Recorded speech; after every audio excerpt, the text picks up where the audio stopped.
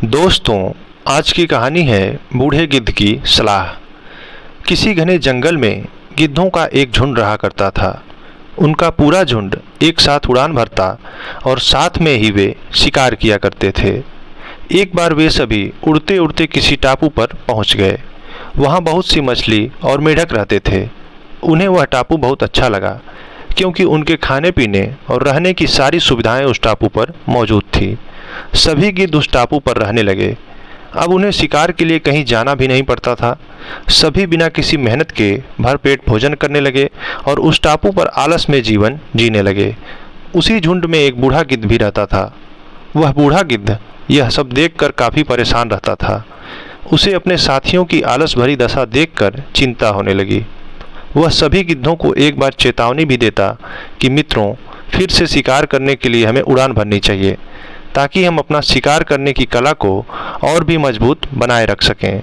अगर ऐसे ही आलस करेंगे तो एक दिन हम शिकार करना तक भूल जाएंगे। इसीलिए हमें जल्द ही अपने पुराने जंगल में वापस जाना चाहिए। उस बूढ़े गिद्ध की सलाह सुनकर सभी गिद्ध हंसने लगे। वे उसका मजाक बनाने लगे। उन्होंने कहा कि बूढ़ा होने की वजह से इनका दिमाग खराब हो गया है, इसलिए यह हमें आरामदायक जीवन छोड़कर जाने की सलाह दे रहे हैं। ये कहकर गिद्धों के झुंड ने उस टापू से जाने से मना कर दिया। इसके बाद वह बूढ़ा गिद्ध अकेले ही वापस जंगल में लौट गया। कुछ दिनों के बाद उस बूढ़े गिद्ध ने सोचा कि बहुत समय हो गया, चलो उस टापू पर जाता हूँ और वहाँ पर अपने सगे संबंधियों से मिलकर आता हूँ। वह बूढ़ा गिद्ध जैसे ही उस टापू पर पहुँचा, वहाँ की हालत देखकर वह हैरान रह गया। वहाँ का दृश्य बहुत भयावह था। उस टापू पर मौजूद सभी गिद्ध मर चुके थे। वहाँ पर सिर्फ उनकी लाशें ही पड़ी थीं। तभी उसे कोने में एक घायल गिद्ध दिखाई दिया। वह उसके पास गया और वहाँ की हालत के बारे में पूछा। उसने बताया कि कुछ दिन पहले इस टापू पर चीतों का एक झुंड आया था। उन्होंने हम पर हमला कर दिया और सबको मार दिया। हम लोग बहुत समय से ऊंचा उड़े नहीं थे, तो हम अपनी जान भी नहीं बचा सके। हमारे पंजों में उनसे मुकाबला करने की क्षमता भी कम हो गई थी।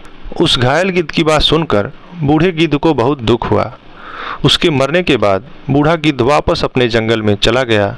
इस प्रकार उस बूढ़े गिद्ध की बात न मानकर सभी गिद्धों ने अपनी जान गंवा दी। तो दोस्तों, इस कहानी से हमें ये सीख मिलती है कि हमें हर हाल में अपनी शक्ति और अधिकारों की रक्षा करनी चाहिए। अगर आलस की वजह से हम अपना कर्तव्य करना छोड़ देंगे तो भविष्य में यह हमारे लिए घातक हो सकता है। ऐसी और कहानियों के लिए हमारे चैनल को सब्सक्राइब करें। वीडियो अगर अच्छा लगा हो तो वीडियो को लाइक ज़रूर करें। धन्यवाद।